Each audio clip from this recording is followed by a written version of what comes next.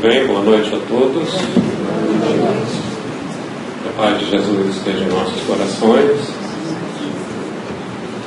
Quero começar agradecendo ao nosso querido Henrique, que faz essa harmonização maravilhosa. Só chegar aqui uns 20 minutos antes do início da reunião já faz valer a noite, já faz valer ter chegado aqui. Realmente a gente se harmoniza completamente na correria do nosso dia. Eu sou frequentador aqui dessa reunião também. Estou frequentando essa reunião já tem talvez uns 2 a 3 anos, mas sou um amigo antigo da casa. Eu cheguei nessa casa aqui em meados da década de 80, então já faz muito tempo. Fui tarefeiro dessa casa durante vários anos, mas eu cheguei aqui na década de 80 por um motivo muito específico. Eu vim aqui atrás daquela moça bonita que está sentada bem ali no meio. Nós nos conhecemos em atividade de movimento espírita, eu representando o meu centro na época, em Copacabana, e ela representando aqui o Seara Fraterno. Não é preciso dizer que essa história deu em casamento, e eu acabei transferindo várias atividades doutrinárias aqui para o centro, onde eu fiz excelentes amigos, onde eu conheci Margarete, Graça, Edila. Eu sou muito grato ao Júlio César, que me recebeu aqui sempre de braços abertos. Mas aí também chega uma hora que a vida entra numa velocidade maior, tem os filhos e tal. Aí eu acabei me afastando.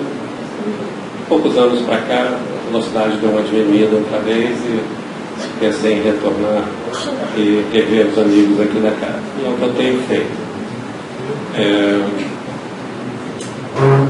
Então, a Daniela me pediu para fazer o estudo desse tema, a ética da transformação. O tema é grandioso, né? Ética da transformação. Isso é tema para um curso. Então, o que eu vou abordar aqui é algo realmente muito pequeno do que se pode fazer com esse tema, mas é de uma importância fundamental. A gente vai estar explorando a questão da ética do amor.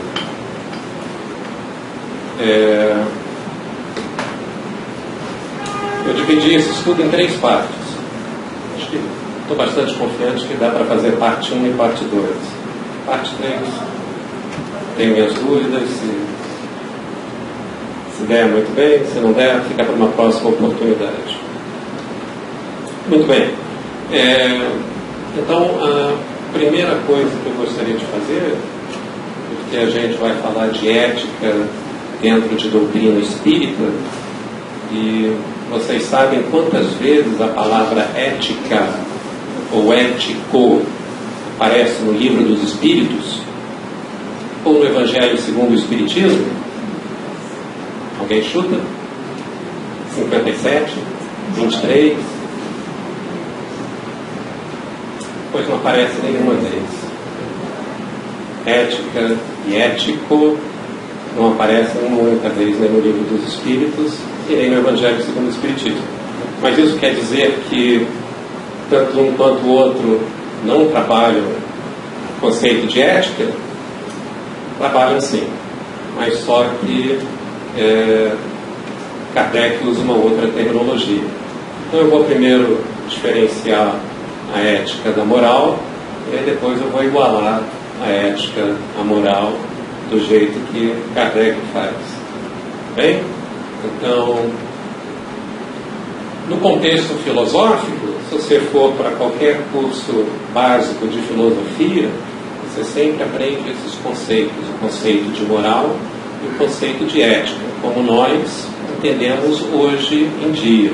Então, são os conceitos contemporâneos de moral e de ética, que na verdade são bem diferentes daqueles que eram usados há 150, 170 anos atrás. Bom? Então, uma primeira observação, uma primeira dica para se diferenciar moral e ética, então é essa, é que a moral é normativa enquanto a ética é reflexiva. Tá bem? Então, o que a gente quer ver inicialmente é isso, é olhar um pouquinho para os conceitos modernos de moral e ética e ver por que eles são diferentes, para depois a gente poder mergulhar lá nos conceitos doutrinários, cartesianos, e ver como é que ele utiliza tudo isso. Então, lembra sempre que a moral é normativa. Né? A moral diz respeito aos costumes, às convenções, às regras que foram estipuladas por uma coletividade. Enquanto a ética é reflexiva. A ética vai estar sempre mais alto nível do que a moral. A ética vai estar sempre ali refletindo a respeito daquilo que motiva as condutas. Então, a moral trata de valores locais, no sentido de uma determinada coletividade, enquanto a ética vai tratar de valores que são mais universais e que são intrínsecos à pessoa. Ela pressupõe uma reflexão, então você vai refletir sobre o que você acha daquilo, e aos poucos você vai descobrindo dentro de você que esses valores são valores universais, como liberdade, justiça, honestidade, paz, solidariedade. Então, esses são valores que você vai cultivando dentro de você, e a sua reflexão sobre a motivação das condutas vai ser confrontada com esses valores internos. Então, a moral relaciona a conduta com as normas estabelecidas. Eu falei dos costumes, das convenções, as regras, e isso sempre estipulado por uma coletividade.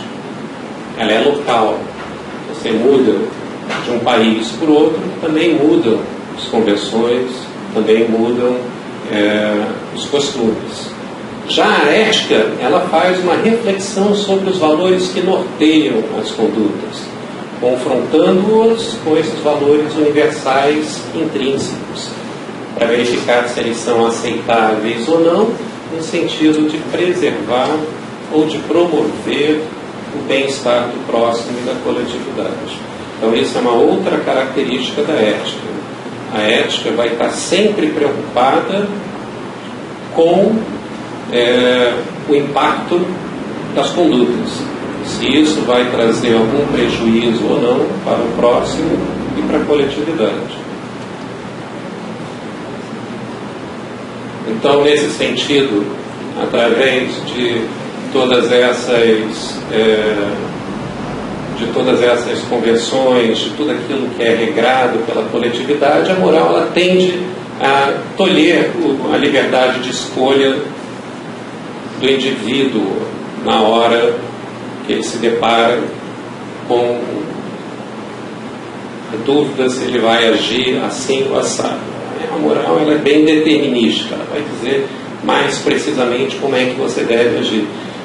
Enquanto a ética não. A ética ela pressupõe essa liberdade de escolha na hora de ação. Ela vai dizer, você pode agir de modo diferente, desde que você não prejudique o próximo nem a coletividade. Certo? Então aí a gente vê um pouquinho a diferença na atualidade entre esses conceitos de moral e ética, que é como você vê em qualquer curso básico de filosofia. Tá? Então a moral ela é normativa, enquanto a ética ela é reflexiva. Agora, como eu falei, no contexto de doutrina espírita, na verdade, Kardec usa o termo moral exatamente no sentido que hoje entendemos o conceito de ética. Então eu vou projetar aqui para vocês 3 questões do Livro dos Espíritos, onde eu espero que isso fique perfeitamente claro. Então a primeira delas é a pergunta 629, em que ele pergunta para os espíritos que definição se pode dar à moral. E os espíritos então respondem, veja bem, a moral é a regra da boa conduta. e, portanto, da distinção entre o bem e o mal, funda-se na observação da lei de Deus. O homem se conduz bem quando faz tudo tendo em vista o bem e para o bem de todos, porque então observa a lei de Deus. Então, veja bem que a moral para ele não é uma regra fixa, é uma regra da boa conduta. E ela exige uma distinção. Você distinguir, isso já implica um processo reflexivo. Você precisa refletir se aquela conduta vai gerar um bem ou vai gerar um mal. Depois ele ainda diz que essa regra de boa conduta, ela funda-se na observação da lei de Deus. Então, lei de Deus aqui vai assumir exatamente o valor dos valores universais. Então, aquilo que hoje a gente entende por valores universais, então aí na linguagem de Kardec está tudo contido dentro desse conceito de lei de Deus. E o homem se conduz bem quando ele faz tudo tendo em vista o bem e para o bem de todos. Lembra que a ética está preocupada com isso? A ética está preocupada sobre o impacto que isso vai ter no próximo e na coletividade. Tá certo? E aí ele está dizendo exatamente isso. Então, quando ele faz tudo tendo em vista o bem para o bem de todos. Porque então, nesse caso, ele está observando a lei de Deus. Muito bem. Já na pergunta seguinte, então ele tenta esmiuçar um pouquinho mais essa questão do bem e do mal. Né? Como se pode distinguir o bem do mal? E os espíritos respondem: o bem é tudo que está de acordo com a lei de Deus, e o mal é tudo aquilo que se afasta dela, que dela se afasta. Assim, fazer o bem é se conformar à lei de Deus, fazer o mal é infringir essa lei. Então, até o bem e o mal ele joga para a lei de Deus. O que é a lei de Deus? São esses nossos valores universais. Tá certo? Então, no final das contas, tudo vai parar nessa lei de Deus.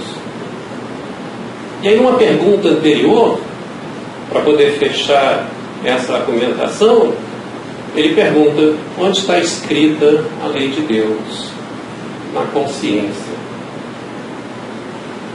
Então, é um processo reflexivo que remete à nossa consciência, ao nosso interior.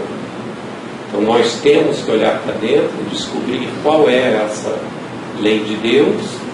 E, descobrindo essa lei de Deus, a gente vai saber o que é uma conduta moralmente correta ou não, no sentido de Kardec. Então você vê que a definição de moral kardeciana, ela está exatamente alinhada, em paralelo, só com uma linguagem um pouquinho diferente, à nossa definição moderna, contemporânea de ética.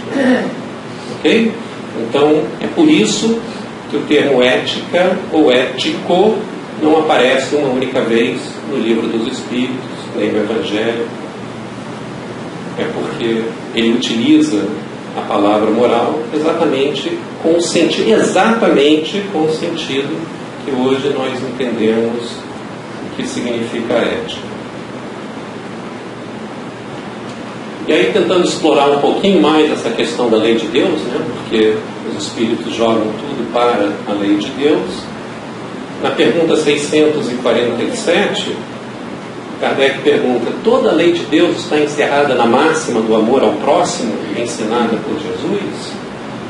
Respondem os espíritos: certamente essa máxima encerra todos os deveres dos homens entre si. Mas é necessário mostrar-lhes a aplicação, pois do contrário podem negligenciá-la, como já o fazem hoje.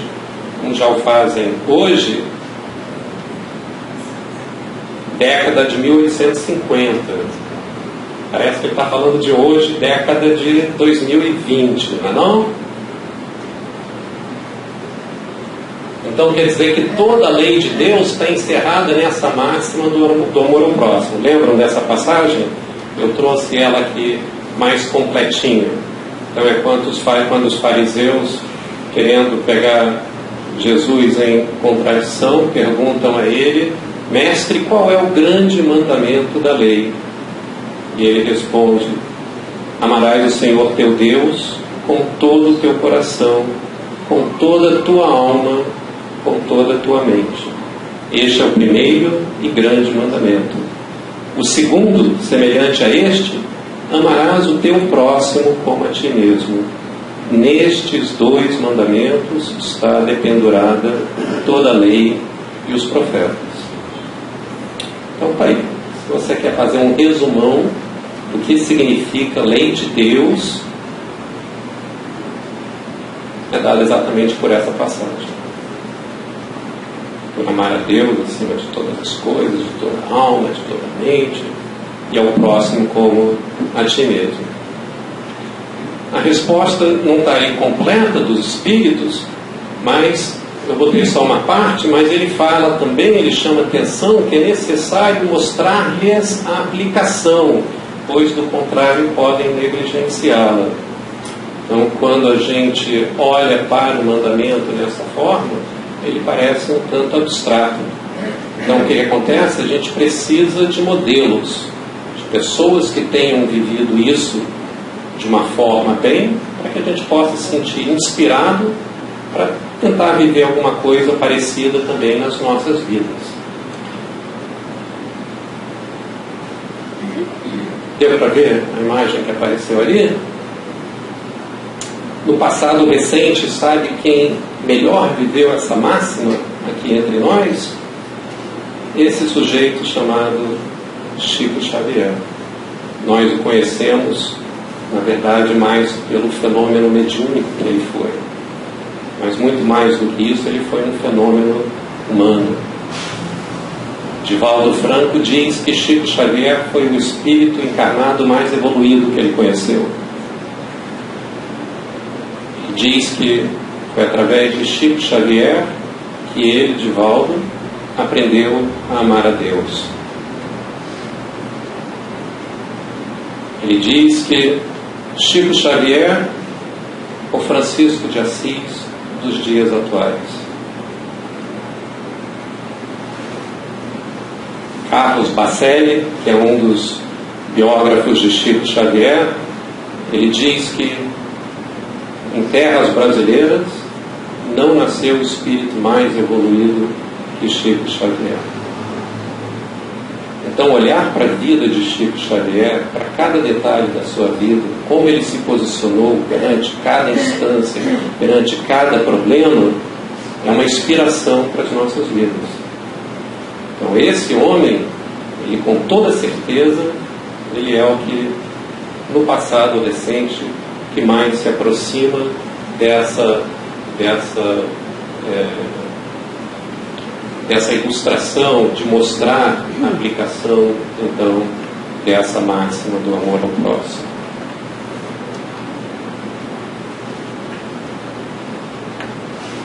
Eu vou querer explorar um pouquinho mais essa questão de amor, o que significa o amor dentro daquela máxima. Agora foi.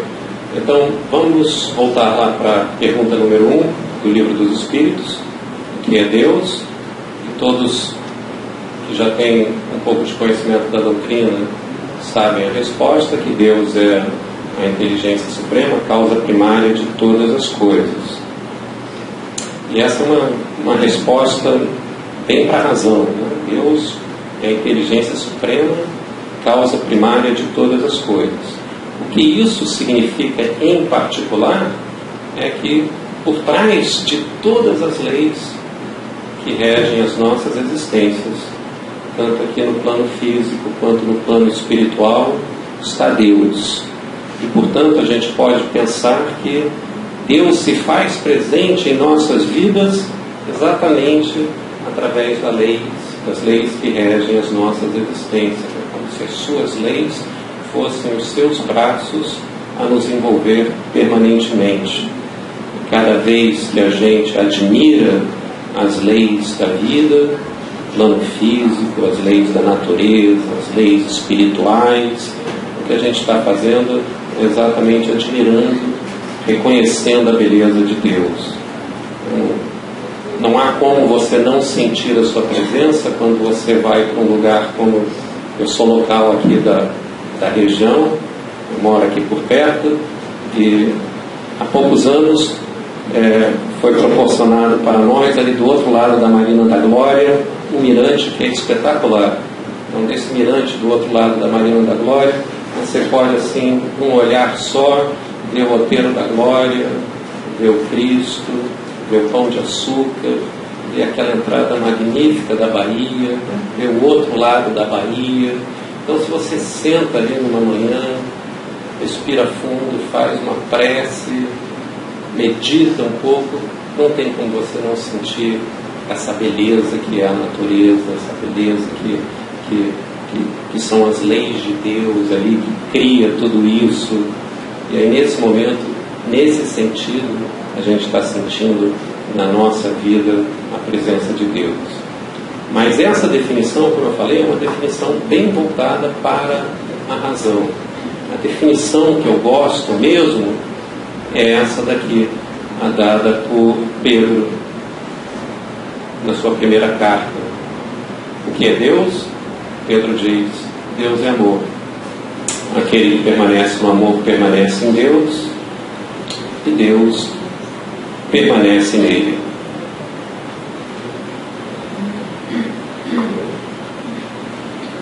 Então é isso. Se eu tivesse que resumir muito rapidamente o que é Deus, se tivesse que falar para alguém, pronto, faria isso. Deus é amor. Tá bom, acabou. Agora você tem que entender o que significa esse amor, né?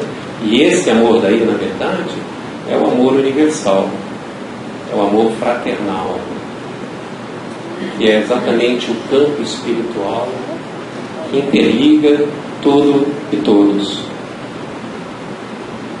E nesse campo espiritual, de amor universal, de amor fraternal, tudo está interligado.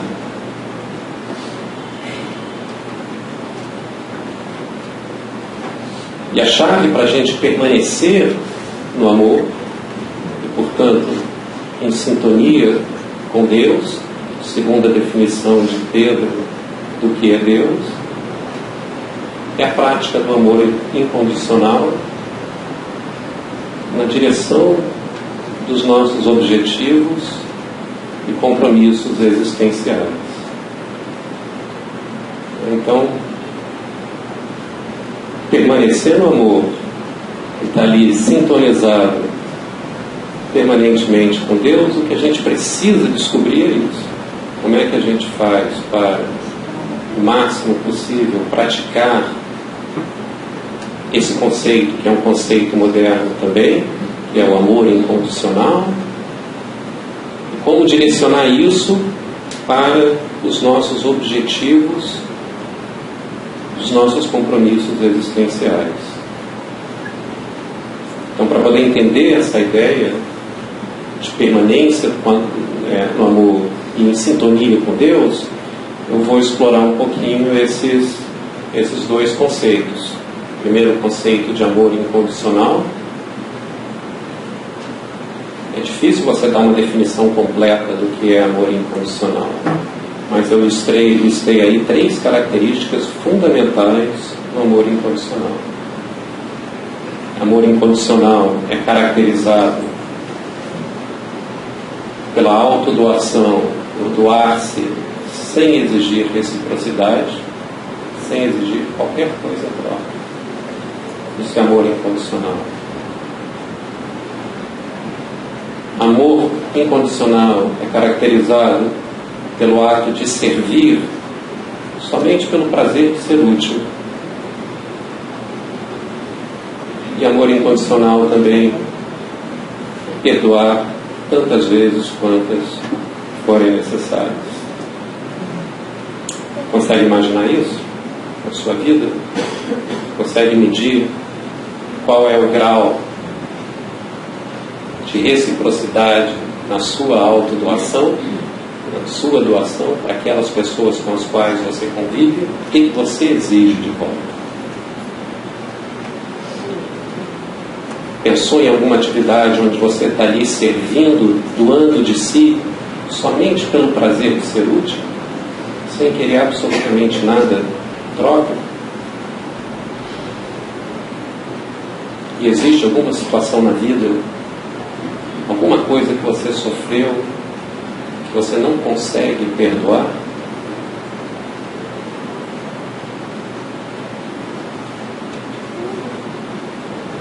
E o outro conceito, também bem moderno dentro da doutrina espírita e fundamental, é esse de objetivos existenciais, que são as metas e os compromissos espirituais para esta existência. Todo mundo nasce com uma missão, todo mundo nasce com uma série de tarefas a executar.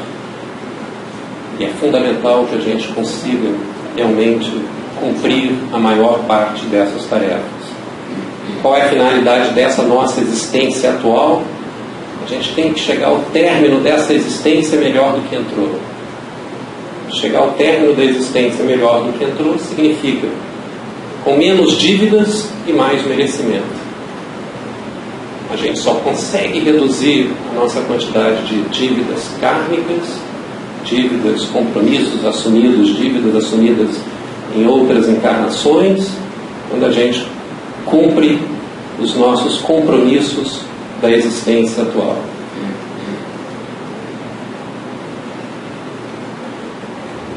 Então é fundamental que a gente consiga, ao longo da nossa vida, à medida que a gente vai amadurecendo, percebendo exatamente quais são esses objetivos, o que é aquilo que nos cabe fazer.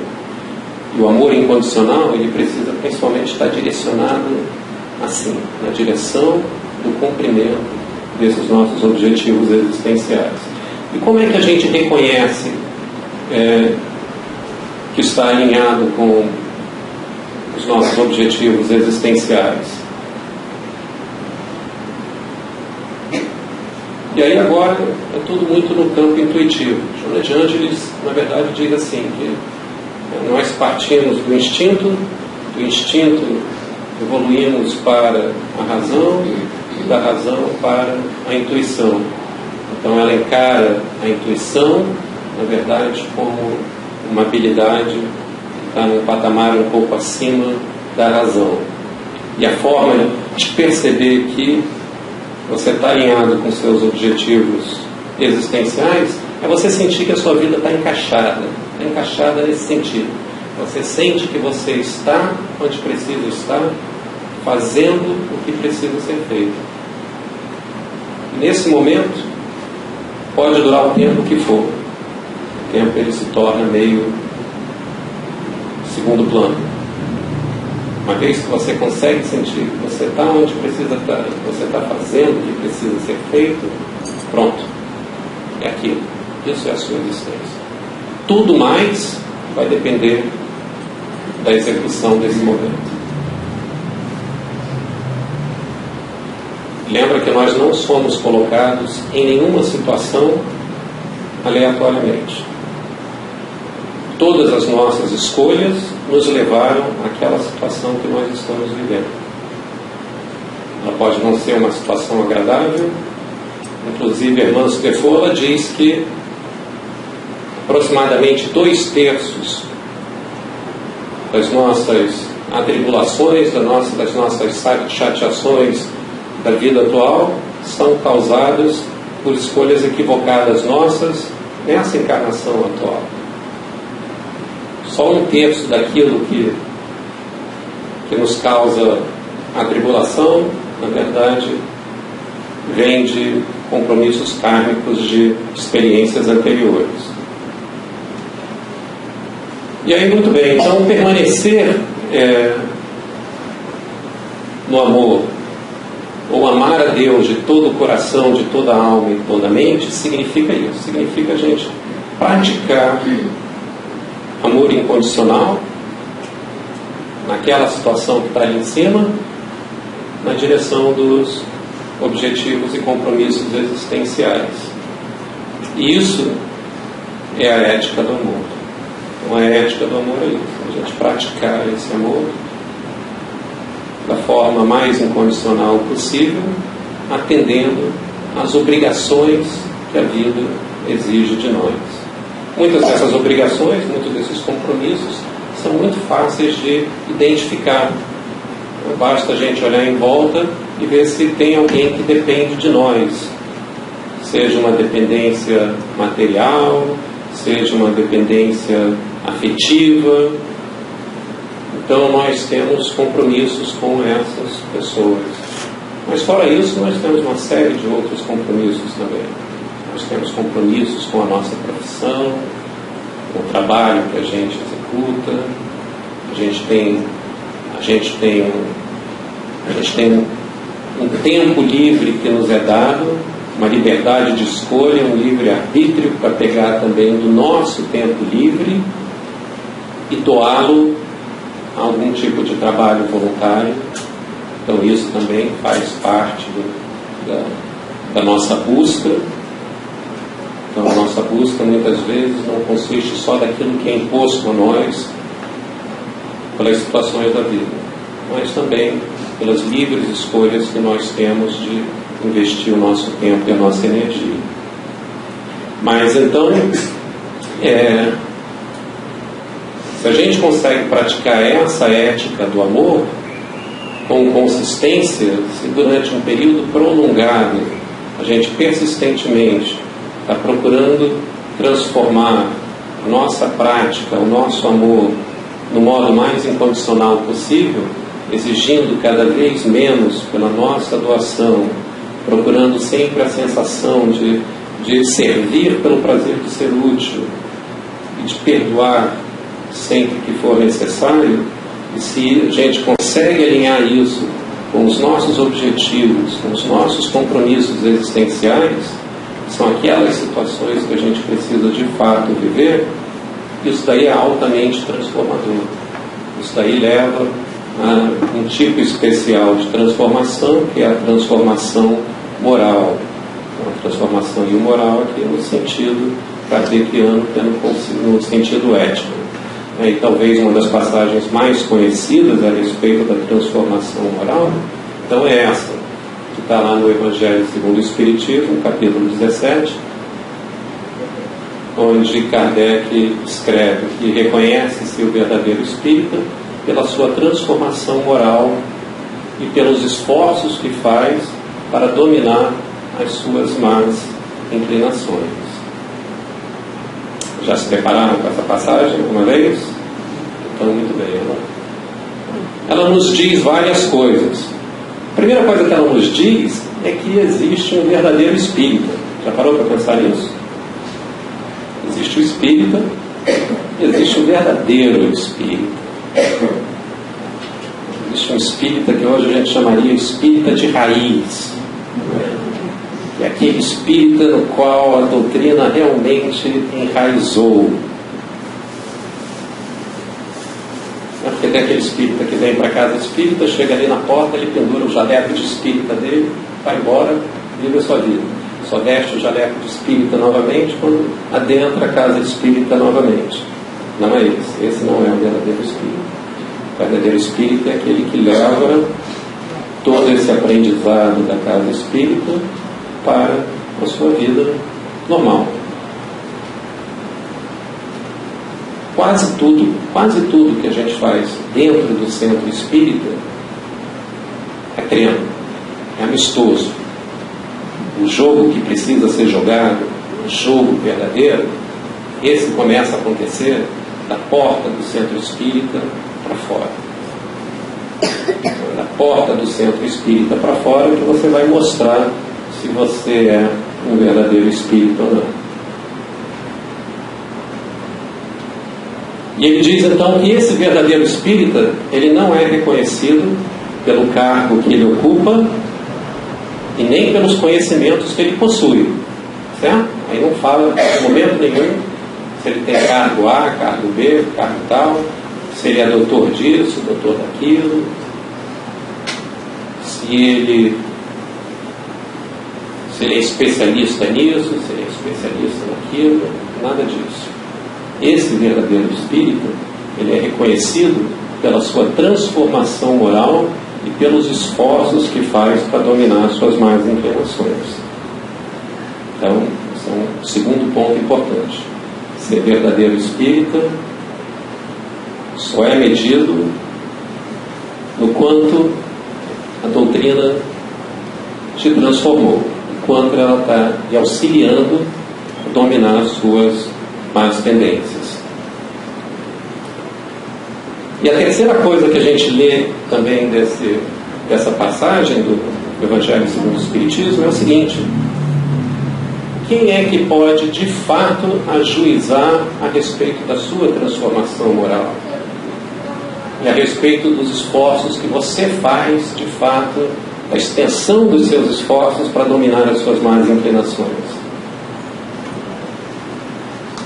Cássia está casada comigo há mais de 30 anos e mesmo assim ela não consegue ter a noção exata da extensão do esforço que eu faço para dominar as minhas más inclinações, e nem eu exatamente as dela.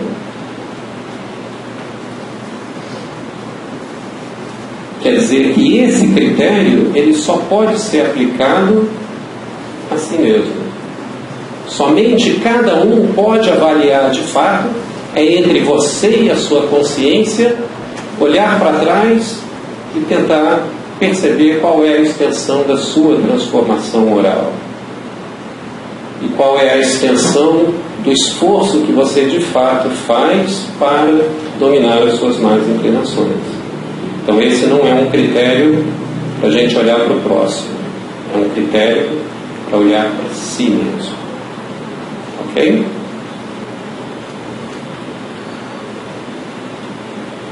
Seguindo ainda nessa linha de transformação, se a gente vai lá para a pergunta 919, qual o meio prático mais eficaz para se melhorar nessa vida e resistir ao arrastamento do mal? Todo mundo conhece essa pergunta também, né?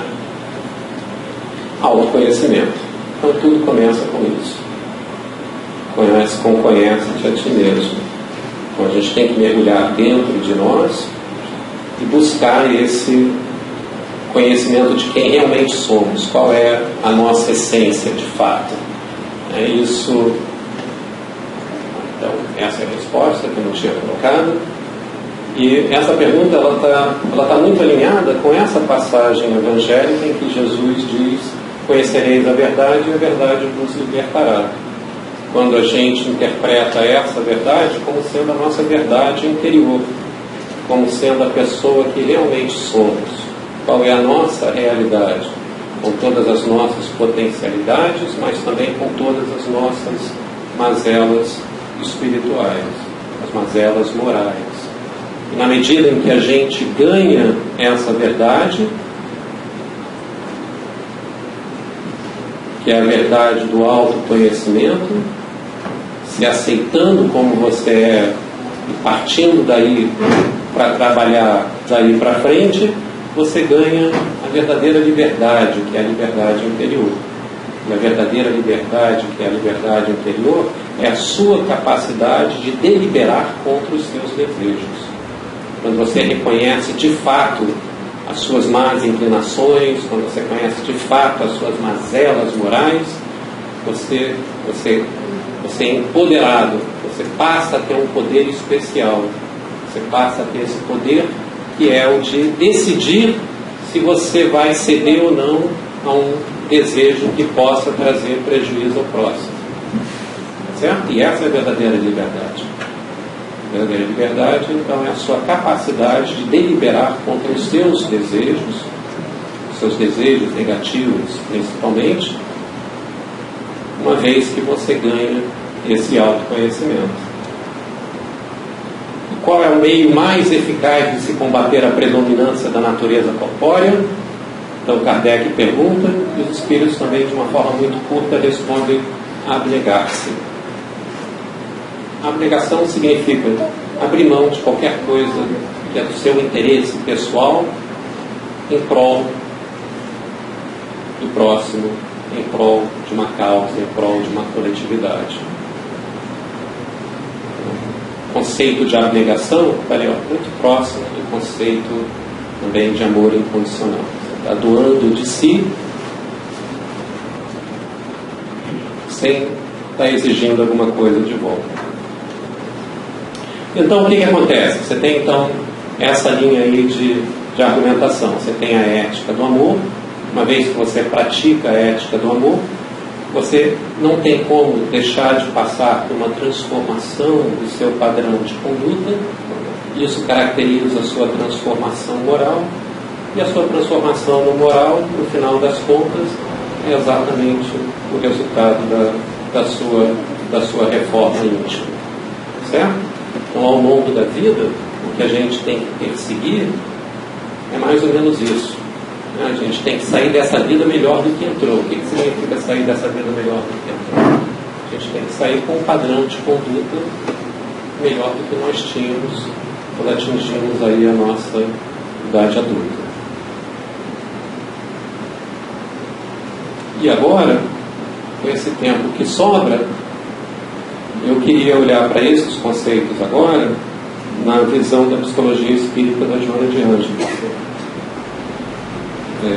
Já é mais ou menos um consenso que nos últimos 20, 30 anos, a maior contribuição à doutrina espírita nesse tempo é exatamente esse arcabouço aí de conhecimentos que hoje vai pelo nome de psicologia espírita de Joana de Ângeles. E qual é o grande revelação, o grande breakthrough que ela faz com essa sua teoria? Na verdade, ela faz uma coisa equivalente ao que o André Luiz fez através da mediunidade de Chico Xavier. Assim como André Luiz desvendou os mecanismos da vida espiritual, então Joana de Ângeles, através da mediunidade de Divaldo Franco, ela está desvendando os mecanismos da nossa vida interior. Então ela utiliza esses conceitos não foram elaborados por ela, na verdade ela utiliza os conceitos básicos aí da psicologia analítica do Carl Jung para poder fazer uma estruturação psicológica do ponto de vista espiritual de quem somos. Então eu vou falar um pouquinho sobre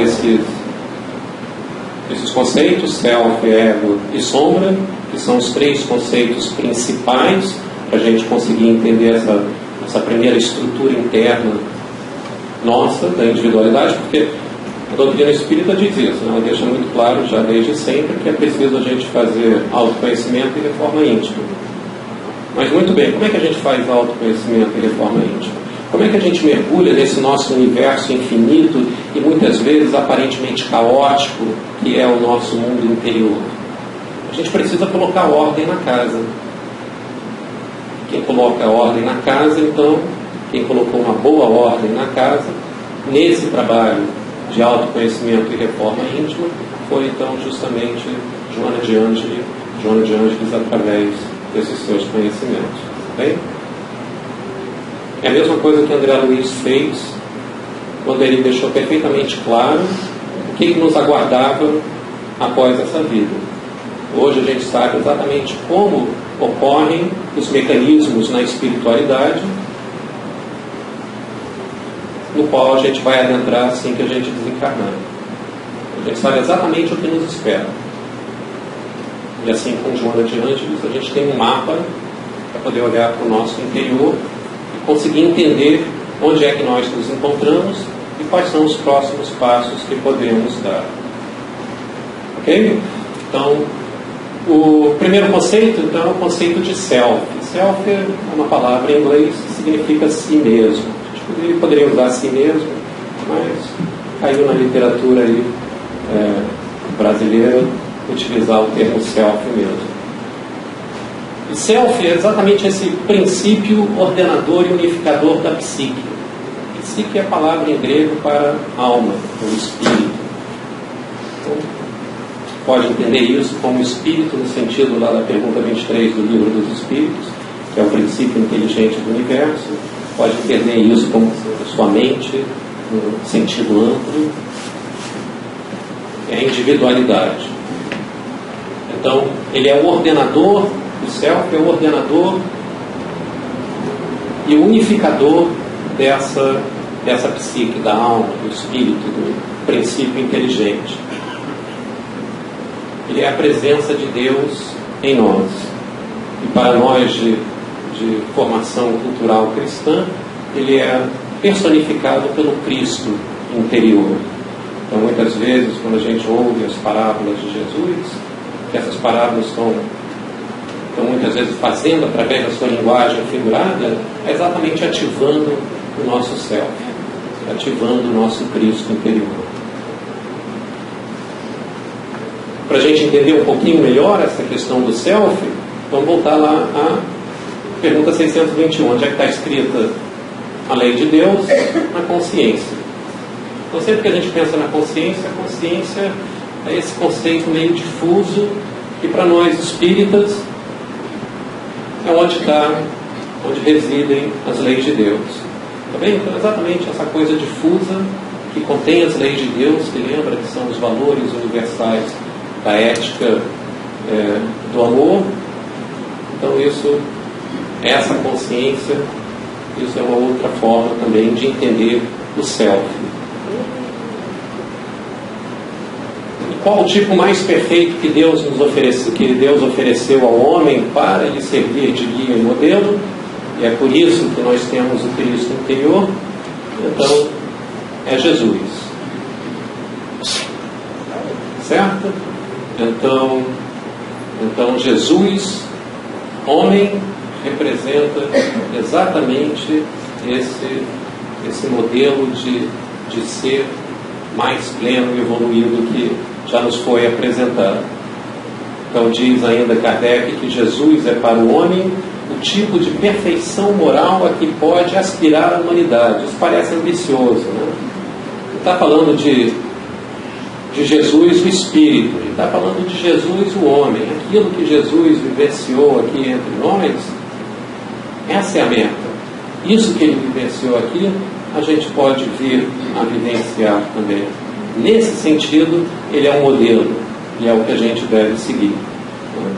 Jesus espiritual, que é o governador do nosso planeta, que é o governador desse sistema solar, não, isso ainda está um pouquinho distante. Isso ainda vai demorar mais um pouco. Mas aquela pontinha do iceberg que ele nos mostrou, vivendo aqui na Terra enquanto homem, isso sim, isso está ao nosso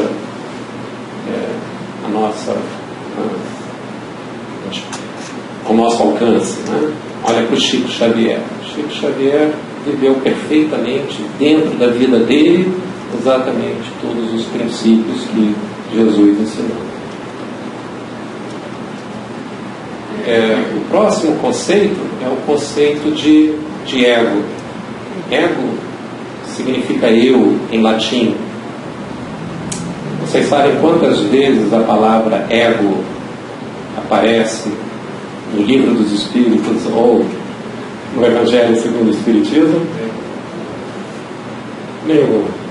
Egoísmo aparece muitas vezes. Ego não aparece uma única vez. E a gente usa ego toda hora, né? Toda hora a gente não está dizendo, a gente tem que dominar o nosso ego, né? A gente tem que vencer o nosso ego, a gente tem que matar o nosso ego, certo? Então essa palavra ela caiu no gosto popular, principalmente de nós espíritas, e a ideia que a gente faz desse ego é que é como se o ego fosse o repositório do nosso egoísmo, né? Todo o nosso egoísmo, todas as nossas más tendências, todas as nossas paixões estão ali, estão armazenadas nisso que a gente chama de ego. Mas tanto para Freud quanto para Jung, ego não significa isso, certo? Ego é uma outra estrutura da personalidade, da psique. Esses conceitos surgiram academicamente por eles ali no início do século passado, 1900 e pouquinho. Lembra que Kardec codificou as obras lá a partir da década de 50 até o final da década de 60, certo? Então, muito antes desses conceitos surgirem na tecnicalidade em que surgiram. E Joana de Ângeles, mais uma vez, adota o conceito de ego de Jung. Não é esse ego popular que a gente conhece, repositório aí do nosso egoísmo e das nossas más inclinações. Tá bem? Então, para ela, ego, que significa eu, significa isso. É o centro ordenador da vida consciente, responsável pelo sentido de identidade e pelo sentido de continuidade no tempo. Então, ele é o centro ordenador da vida consciente. Ele é responsável pelo sentido de identidade. Qualquer cogitação que você faça a respeito de você mesmo, quem está fazendo isso é o seu ego. É o ego que faz. Toda percepção que você tem de continuidade do tempo, passado, presente, futuro, quem tem essa percepção é o ego. Quem operacionaliza o seu dia a dia, racionalmente, quem planeja o seu dia a dia, quando você senta e vai fazer o planejamento da semana, ali no domingo, quem faz esse planejamento é o seu ego. E ele também é a porta de entrada da consciência. Nada entra no seu consciente sem o ego, sem passar pelo ego. Tá certo? E a relação do ego com o self, eu acho que eu vou fazer. Então, acho que está na hora de fazer. Tem aqui, ó, deixa eu ver como é que estão as canetinhas.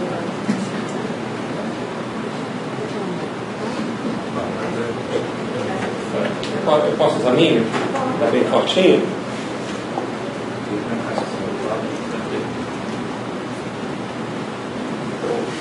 Então pronto.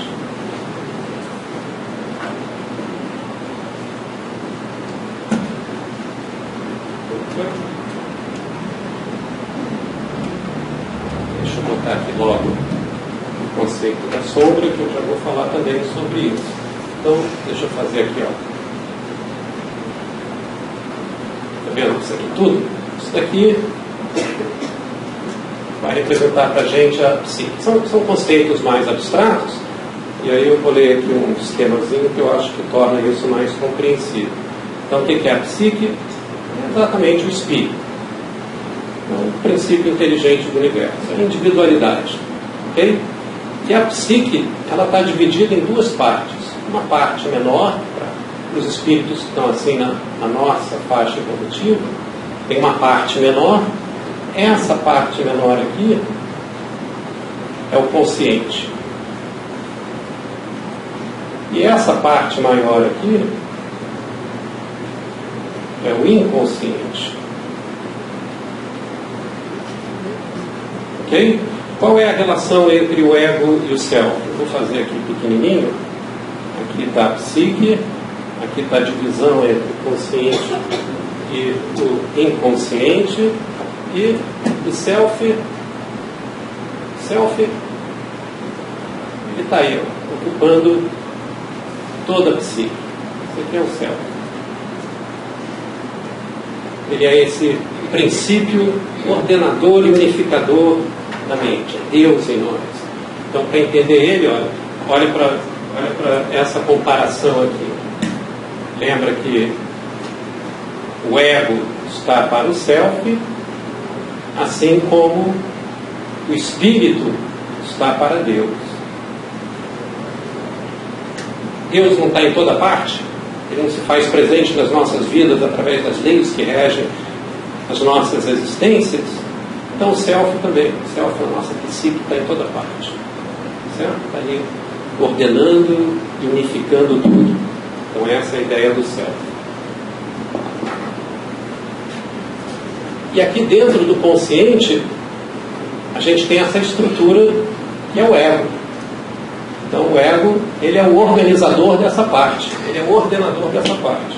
Ele que organiza o consciente. Nada entra na sua vida consciente sem passar pelo ego. Ele é o porteiro. Certo? E logo aqui abaixo, no inconsciente, você tem essa parte do inconsciente que é chamado de sombra. Então sombra não é uma coisa ruim não, tá bem? Sombra nessa teoria, sombra é uma parte do inconsciente. Que parte do inconsciente é essa? É a parte que armazena todos os conteúdos e experiências de natureza pessoal. que não foram reconhecidos pelo ego. Tudo aquilo que o ego, tudo aquilo que você experiencia e o seu ego não reconhece, isso não é perdido, não. Isso é armazenado no seu inconsciente, e a parte do inconsciente que armazena todos esses conteúdos pessoais que não estão no consciente, então é chamado de sombra. Então sombra é isso. Sombra é esse repositório de todos esses conteúdos aí de experiências de natureza pessoal que não foram reconhecidos pelo ego. E aí inclui todos aqueles conteúdos que por algum motivo você nega, você reprime, você não quer reconhecer, isso vai lá para a sua sombra, certo? Em algum momento isso vai cobrar alguma coisa de você, mas está lá guardado na sua sombra.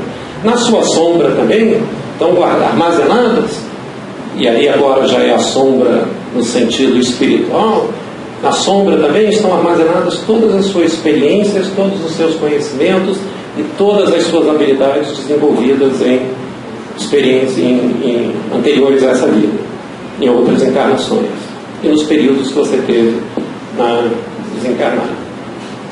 Certo? Então, a estrutura inicial é essa. Tem uma porção de outros elementos que eu não vou colocar aqui, mas os elementos básicos então são esses. Você tem, todos nós temos uma parte consciente e uma parte inconsciente. Inconsciente, isso é uma coisa mais ou menos nova para a gente. Também isso aí só foi descoberto, só foi tido como realidade a partir do século passado. Antes disso, a ideia do inconsciente não existia, não. A gente tem o ego, que é quem organiza o consciente. Tudo aquilo que você pensa que você é de você mesmo, é o seu ego que está pensando. É ele que está operacionalizando aí. Quem está prestando atenção aqui nesse estudo aqui agora, nessa palestra, é o ego de cada um de vocês. Quem planejou essa palestra aqui foi o meu ego. Eu espero com a ajuda dos meus amigos espirituais. Bem? E o que acontece? Assim como o espírito ele evolui na direção de Deus, o ego também sofre uma evolução, que a gente chama de amadurecimento. Então o ego amadurece na direção do self, até ele conseguir se identificar completamente com o self. Então no caminho de amadurecimento do ego, ele vai se identificando cada vez mais com esse princípio ordenador e unificador da mente. Então o ego ele passa de um estado menos maduro, então ele está amadurecendo, então ele passa de um estado menos maduro. Como é que é caracterizado esse estado menos maduro? Ele tem muito apego à materialidade, e eu já explico o que é isso. Ele tem pouca consciência existencial. Consciência existencial é a preocupação que você tem com questões como quem sou eu, qual é a minha essência, de onde vim, o que faço aqui, para onde vou. Isso tudo envolve a consciência existencial. Tá bem? E ele também é caracterizado por pouca capacidade de amor incondicional. Tudo que ele dá pensando numa troca. Então o ego imaturo, ele é altamente transacional, né? O que ele dá de si tem sempre um troco aí na volta, tá certo? E esse ego amadurece, e você tem um ego mais maduro. Então é quando ele já está bem identificado aqui com o self. E o que caracteriza esse ego bem maduro? Então ele tem muito desapego à materialidade, ele tem muita consciência existencial e ele tem muita capacidade de amor incondicional. Com relação ao apego à materialidade, o que significa o apego à materialidade? Significa exatamente o quanto que a gente está ligado nos nossos desejos ligados. A síndrome PDGA. Já ouviram falar da síndrome PDGA? Então é o quanto que a gente está ligado nos nossos desejos de poder, aliás, primeiro não, possuir. O poder está aqui no dominar. O G de gozar, são os prazeres físicos, e o A de aparentar. Então nisso consiste o apego à materialidade. O apego à materialidade, a gente só consegue se desmembrar dele, se livrar dele, aqui, encarnado, em contato com a materialidade. É aqui, em contato direto com os desejos de possuir, de dominar, de gozar, de aparentar, é que a gente vai ter a oportunidade de se livrar disso tudo. Então isso aqui caracteriza o ego imaturo. O que é um ego egoísta? O que é uma pessoa egoísta? Uma pessoa egoísta é uma pessoa que está muito presa na satisfação desses seus desejos ligados à materialidade. E mais do que isso, uma pessoa que é capaz de prejudicar o próximo para poder satisfazer os seus desejos de possuir, de dominar, de gozar, que são os prazeres físicos, ou então de aparentar. E na medida em que a gente vai se livrando disso tudo, então a gente vai subindo. Onde é que entra a ética do amor? Vou botar aqui uma. Isso daqui é uma. Isso aqui representa uma escadinha, tá vendo? A escada é reta.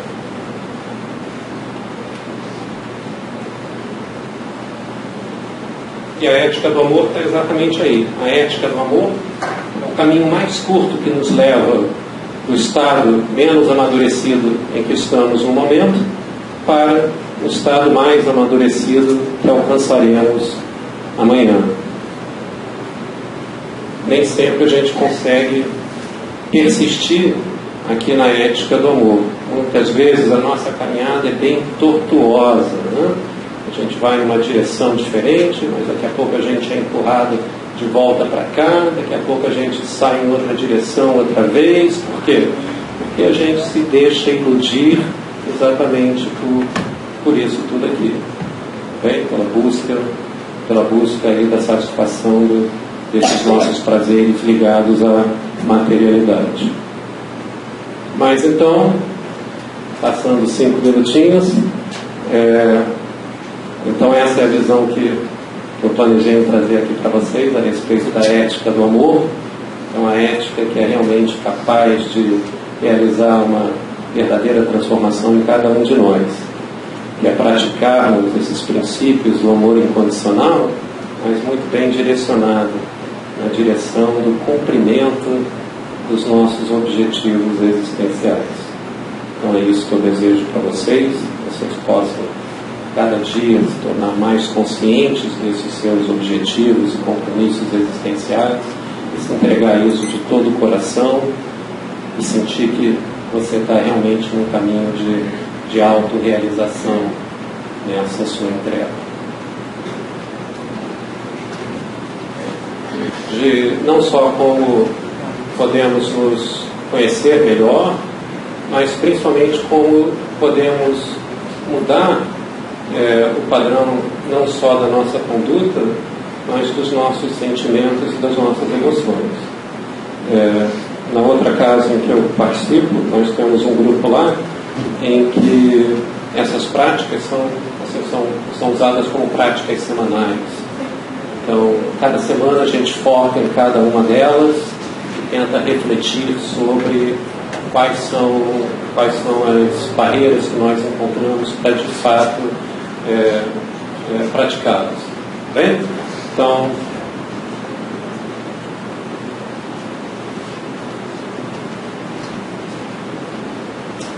a primeira prática é de não reclamar. Não reclamar no sentido de não queixar-se, tá bem? Não é aquela reclamação mais que justa que quando um serviço é mal prestado a você tem que fazer a justa reclamação. Não é isso. É queixar-se da vida. Então a prática consiste em parar de reclamar. Não reclamar de mais absolutamente nada.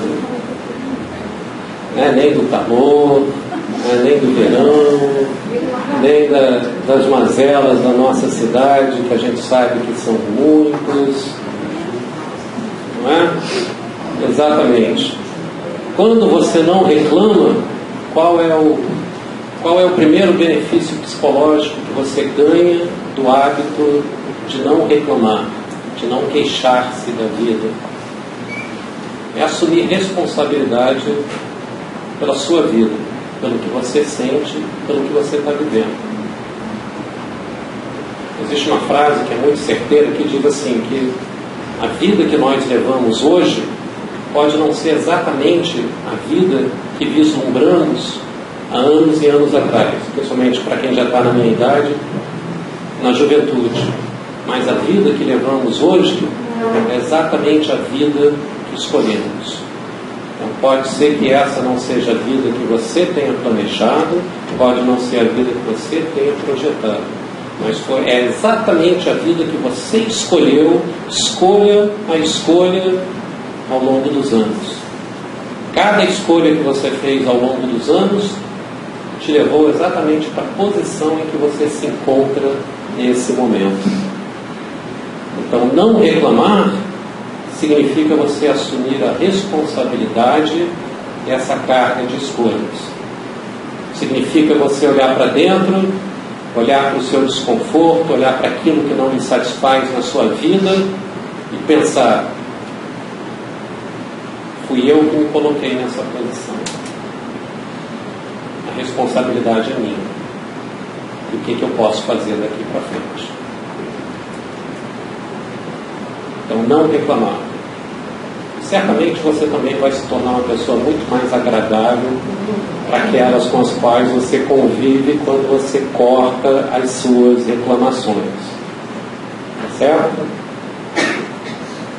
Então, essa é a primeira prática. Então, eu estava falando desse outro grupo do qual eu faço parte. Então, a gente pratica isso no período de uma semana. Então, tenta, durante uma semana.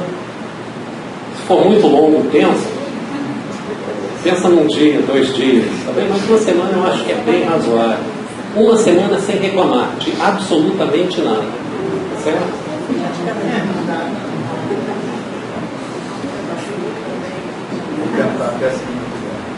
Tá bom. E aí a contraposição da reclamação, né? Do queixar-se. Gratidão sempre. Em vez de você reclamar de alguma coisa, você agradece. Agradece por qualquer coisa. De preferência, agradeça algum aspecto daquilo que você está querendo reclamar. Mas se você não conseguir um aspecto daquilo do qual você está querendo reclamar para agradecer, então agradeça por qualquer outra coisa. Então, deu vontade de reclamar, não reclama, agradece. Certo? A ideia é essa. Mas o agradecimento aí, a gratidão sempre, ela é muito mais ampla do que simplesmente substituir um espaço da reclamação. A gratidão ela se estende em todas as direções.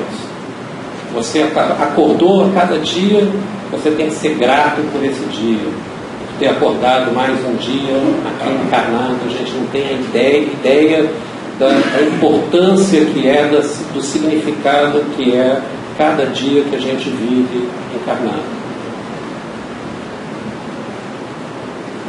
Tem um outro ensinamento profundo que diz assim: débitos contraídos na carne serão resgatados.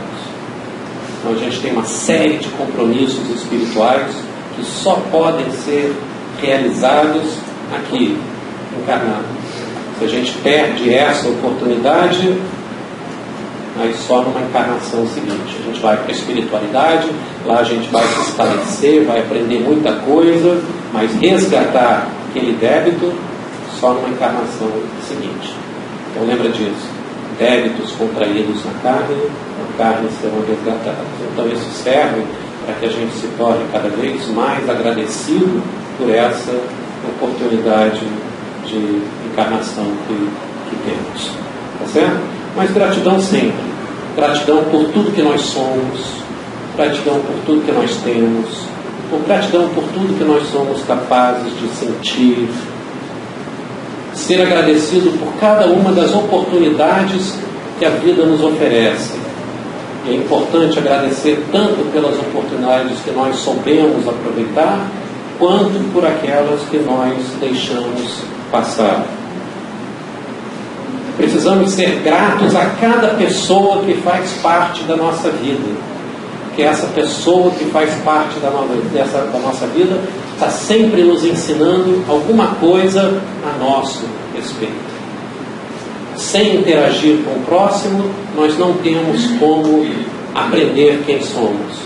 Não tem como fazer autoconhecimento se não for através da prática, da interação com a outra pessoa. Agradecer pelos amigos espirituais que nos acompanham, que estão ali nos momentos decisivos, estão ali, olha, do nosso lado, nos amparando, nos dando a força necessária para que a gente possa superar mais aquele obstáculo. E agradecer a Deus. Então, essa é a gratidão. Então, a proposta é você também passar uma semana bem focado nessa gratidão ampla. Todas essas dimensões diferentes.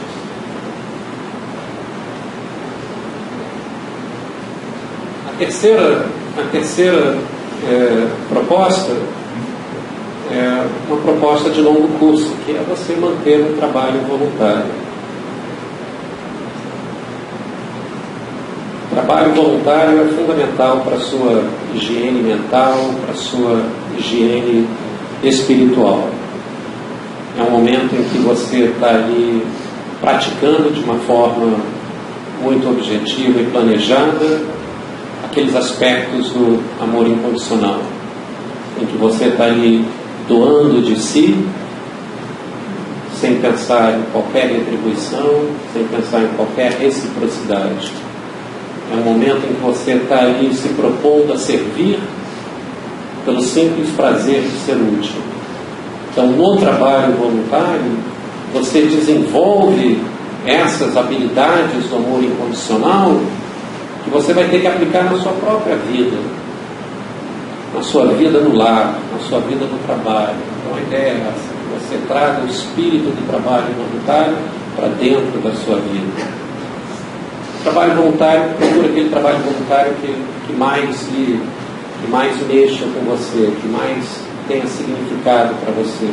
Pode ser aqui na Casa Espírita. A Casa Espírita é capaz de proporcionar uma quantidade enorme de oportunidades aí de autodoação. Mas fora da Casa Espírita você também tem N oportunidades. Então, eu sou morador aqui da região, eu posso indicar algumas. A gente tem os cafés da manhã aqui da região. Hoje é segunda-feira, ele foi realizado ali na entrada do aterro, ali na rua 2 de dezembro. Então, toda segunda-feira de manhã existe um café da manhã que é proporcionado para as pessoas que estão em situação de rua. Então, essas pessoas vão ali em trabalho voluntário, dedicar de si para as pessoas que estão em situação de rua. Nas quartas-feiras, o grupo se reúne ali na Praça São Salvador.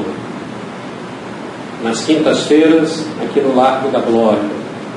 Então você pode ir lá, não precisa levar nada, só levar sua boa vontade, ajudar a fazer as distribuições. Você vai interagir com essas pessoas que estão vivendo essa realidade muito dura, pelas mais diversas razões, e aí você vai estar novamente doando de si.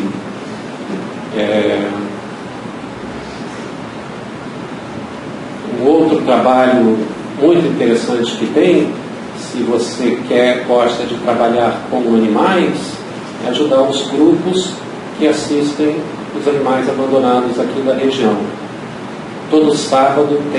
Quase todo sábado tem uma feira de adoção ali no Largo do Machado. Tudo que é arrecadado com essa feira de adoção é utilizado para o sustento e a preservação dos animais que são abandonados aqui no aterro. ali onde fica a base do aterro presente, você sabe que ele tem uma quantidade enorme de gatos que, na sua imensa maioria, na verdade, são abandonados. Pode deixar eles ao léu. Então, eles são sustentados, na verdade, alimentados, então, pelas ações desse grupo. Sempre que eles têm gatinhos pequenos que podem ser adotados, então eles levam lá para a feira para adoção, né? Tanto gatos quanto cães. O lema deles é: não compre animal de estimação, adote um. Se você gosta de trabalhar com a natureza, a gente tem, ainda com animais, a gente tem um grupo aqui no Museu da República que ajuda na manutenção das aves aqui do museu. Certo? Então tem um grupo lá de amigos do museu que são cadastrados, não são funcionários, que fazem todo o manejo e manutenção dessas aves. Assim como tem lá no Parque Guinle também. Então, todas as aves que estão mantidas, tanto no Parque Guinle quanto aqui no museu, elas não são sustentadas pelo poder público. Elas são sustentadas por esses grupos de apoio aos animais. Se você gosta de jardinagem, lá no Parque Guinle tem um grupo de amigos do Parque Guinle também que ajuda na jardinagem de lá. Então o parque é muito grande, com os poucos funcionários da Condurb que estão lotados lá, não é possível fazer toda a jardinagem do parque, nem comprar todas as plantas que são necessárias para estar repondo lá no parque. Então toda a reposição de plantas e toda a jardinagem fina, isso é feito por um grupo de voluntários. Esse grupo de voluntários também faz ações em várias praças. Quando eles veem que uma praça está muito degradada, eles vão lá e refazem o canteiro dessa praça. Tem um grupo dos reflorestadores urbanos aqui que envolve aqui a Glória, Catete, Flamengo, Laranjeiras, Flamengo, até Botafogo. Tá bem? Então, os reflorestadores urbanos, o que eles fazem? Eles plantam árvores pela cidade. Onde eles encontram uma gola vazia, esse espaço de árvore que não está ocupado, eles vão lá e plantam uma árvore. Então, também é um trabalho muito significante. Um trabalho de muita consequência, né? Porque todas essas árvores que são plantadas hoje pequenas, são todas árvores, e eles não têm esses cuidados, são todas árvores nativas de Mata Atlântica. Então são árvores, muitas vezes são árvores de crescimento lento, são árvores que só vão atingir ali a sua maturidade daqui a 10, daqui a 20, daqui a 30 anos. Então são sementes que eles estão plantando para as gerações futuras. Então ajudando a revitalizar o nosso espaço urbano. Então todos esses são a gente tem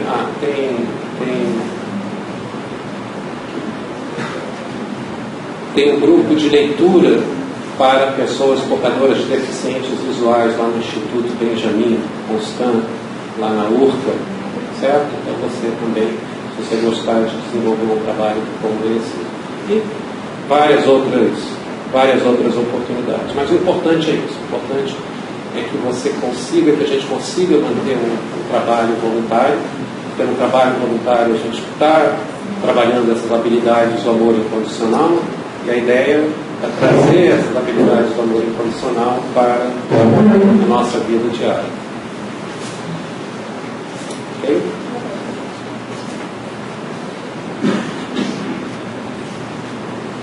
Uma outra prática, também para ser feita no período de uma semana, é não criticar.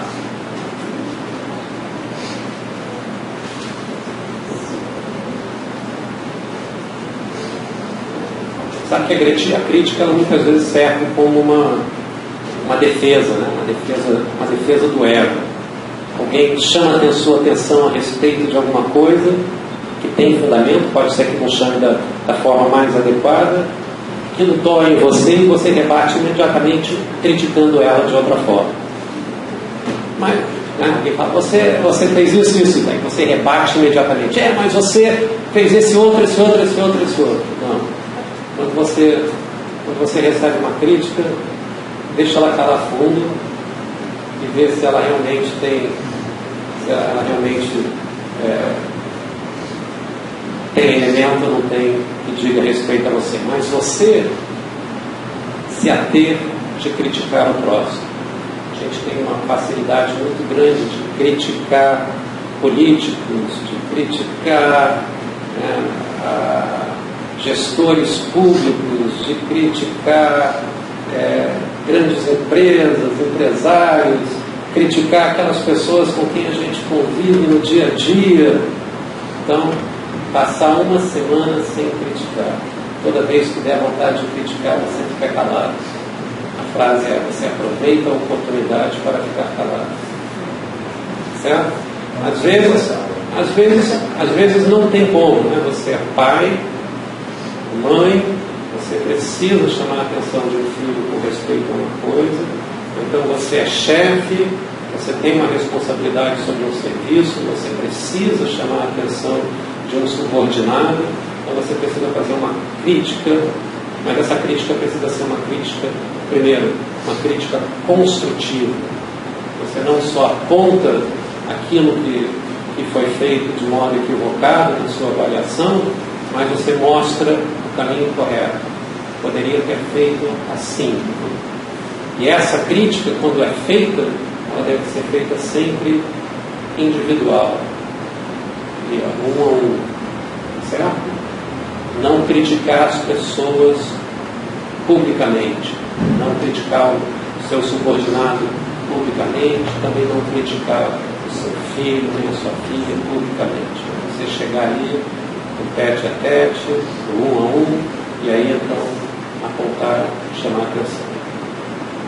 Bom, mas assim, aquela crítica fácil que a gente solta no dia a dia, tenta passar uma semana sem fazer isso.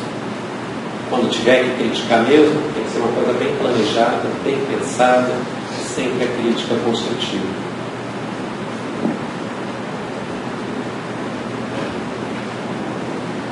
Não maldizer. Às vezes a gente também tem o hábito da maledicência.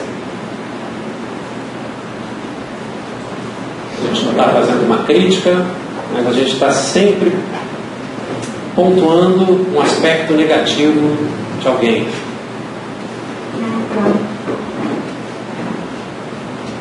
Já conseguiu perceber você naquele momento que você está ali na vontade, pronto para chegar e falar mal de alguém, apontar um aspecto negativo de alguém? Então nesse momento você tem que se conter. Então uma semana sem falar mal de ninguém, certo? Durante várias semanas. Cada semana é um deles. Pode fazer uma semana. Uma semana cada um. Isso, uma semana cada um. E aí quando você chegar no final da sequência, aí você volta para o início do repete de novo. Pode fazer junto. Tá bem? Então, uma semana contra a maledicência. E agora, ao reclamar, ao criticar e ao maldizer, o que é muito importante nesses momentos? É você reconhecer a vontade que você tem de reclamar da vida, de se queixar da vida. É você reconhecer isso dentro de você. E esse impulso faz parte de você. Você dá legitimidade a ele, sem se sentir culpado, sem autorrecriminação. Eu estou com vontade de reclamar, está bem, isso faz parte de mim, é uma característica. Não me sinto culpado, não vou me autorrecriminar por isso, mas você vai podar, você não vai reclamar. A mesma coisa com a vontade de criticar. Então, sempre que você está com aquela vontade de criticar a outra pessoa, você se conscientiza disso, de que você está com essa vontade de fato, de que isso faz parte de você. Reconhece isso. você tem a vontade de criticar, sem se auto-recriminar, sem se sentir culpado por isso. É o que você é hoje. Mas o que você tem que fazer?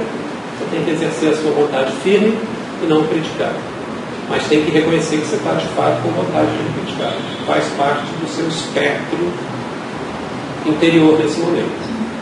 A mesma coisa com relação à maledicência.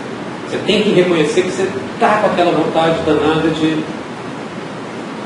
soltar aquele mal dizer sobre alguém, falar mal de alguém. Reconhecer isso novamente como sendo algo genuinamente seu. Você tem essa vontade, isso faz parte de você hoje. Sem culpa, sem recriminação. Você vai reconhecer isso, só que você não vai ceder a isso. Você vai exercer a sua vontade, lembra, né? A verdadeira liberdade, a liberdade interior, ela consiste na capacidade que você tem de deliberar contra os seus desejos. Então, é deliberar contra o seu desejo de reclamar, é deliberar contra o seu desejo de criticar, é deliberar contra o seu desejo de maldizer. Então, nesse momento, quando você consegue podar, então você está exercendo a sua liberdade interior. Você está reconhecendo aquilo como sendo um conteúdo seu, sem culpa, sem auto-recriminação, mas você não está cedendo aqui. Você está exercendo a opção que você tem de não realizar aquela conduta. Essa é a verdadeira liberdade interior. E a liberdade interior você só pode exercer uma vez que você se conscientizou dos seus conteúdos internos. Você só consegue podar a vontade de criticar, você só consegue podar a vontade de reclamar e a vontade de maldizer quando você primeiro reconhece isso como impulsos genuinamente seus. Uma vez que você reconhece isso, aí você ganha esse poder. O seu ego ganha esse poder. Ganha o poder, então, de deliberar contra esses desejos. Se você não reconhece isso sai direto. Você só se dá conta depois que já fez. Já passou por essa. Todo mundo já passou por isso, né? Depois que você falou, aí vem aquela sensação nítida. Puxa vida, falei mais uma vez. Não devia ter falado. Como eu me arrependo de ter dito. Isso acontece justamente porque a gente ainda não se conscientizou daquele impulso como sendo algo genuinamente nosso. Depois que você reconhece, sem culpa, sem auto-recriminação, aí você é empoderado pela capacidade de deliberar contra o seu desejo. E tem um último, que é bloquear a negatividade externa. Então, vou ligar aqui o meu Wi-Fi para ver se eu consigo conectar aqui. A última rodada do passe? Entrada, né? Tá. Bloquear a negatividade externa, né? O que acontece é o seguinte, nesse trabalho de autoconhecimento, o que acontece? A gente entra em contato com todos esses impulsos, né? O impulso de desejo de reclamar, o desejo de criticar, o desejo de maldizer. A gente vai reconhecendo, e é muito importante a gente reconhecer isso de forma muito tranquila, todas as nossas mazelas morais, novamente, sem culpa, sem recriminação, mas exercendo o poder de deliberar contra os desejos. Então, o que isso significa? Cada um de nós, à medida que mergulha nesse trabalho de autoconhecimento, vai encontrar naturalmente uma carga interna negativa. Para conviver com essa carga interna negativa de uma forma saudável, a gente precisa diluir ela com coisas positivas. Para diluir a carga negativa interna com coisas positivas, a gente precisa bloquear a negatividade externa. Como é que a negatividade externa chega para nós? Chega através do noticiário comum, através dos jornais, através das conversas mal orientadas com as outras pessoas. Então, o que a gente precisa fazer? A gente precisa bloquear isso. Eu sentiu que aquilo... Eu, por exemplo, hoje em dia, Eu me mantenho informado só através de manchete de jornal. Eu dificilmente abro uma matéria, só quando aquela matéria realmente me diz respeito em algum aspecto. Porque eu sei que a imensa maioria das manchetes, né, do noticiário de qualquer jornal é sempre um noticiário extremamente negativo. Eu raramente sento para poder ver um noticiário de TV hoje em dia, porque eu sei que ele vai trazer para mim só carga negativa. Carga negativa, basta a minha negatividade. O que a gente tem que fazer é bloquear essa negatividade e se expor a uma carga positiva. As boas notícias, né? As mensagens positivas, há momentos em que a gente pratica uma harmonização interior, momentos de meditação. Tudo isso trazem uma carga positiva e tem o efeito de diluir a nossa negatividade interna, que a gente obrigatoriamente tem que conviver com ela. Mas o que eu ia trazer aqui é o seguinte, deixa eu ver se está aberto aqui. É um site que só tem notícias boas. Ele é chamado sonoticiaboa.com.br. Deixa eu ver se ele vai entrar aqui. Se conectou. Então está aqui. Então o site se chama Só Notícia Boa. É ótimo ler esse site.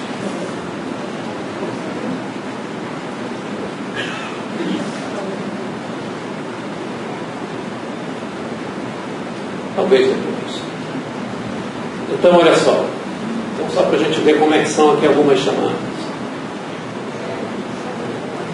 Democracia em Vertigem é indicado para o Oscar 2020. Então é um filme aí atual. Uma notícia boa, parece que é um filme muito bom. Olha aqui, ó. Helicópteros jogam legumes e alimentam animais na Austrália, né? Porque a Austrália está sendo devorada por aqueles incêndios. E os animais eles estão ficando agora sem alimentação. Os que conseguem sobreviver ficam sem alimentação. Então, o que eles estão fazendo? O que o poder lá público está fazendo? Eles estão começando a jogar cenouras e outros legumes e verduras para que esses animais possam encontrar e se alimentar. Olha que notícia boa. Combustível feito com alga abastece carro na Europa. 219 concursos públicos com inscrições abertas, salários até tal. Homem escreve SOS na neve e é resgatado após 3 semanas. Refrão estreia no Só Notícia Boa e entrevista Fernanda Abreu. Então isso aí é um site aí, uma parte deles de entrevistas. Médicos realizam sonho de paciente, conhecer o mar. Então, o site só traz notícia, esse site sim, né? Porque o que vai estar acontecendo? A cada notícia que você lê, você vai estar sendo inundado por uma carga positiva, uma carga de otimismo, uma carga em que a gente está vendo sempre o lado positivo, o lado bom da humanidade. E isso tem esse efeito de diluir a nossa negatividade interna. E essa negatividade interna, obrigatoriamente, a gente tem que conviver com ela. Então tá aí. Então eu trouxe 6 práticas, tá? Espero que elas possam ser úteis.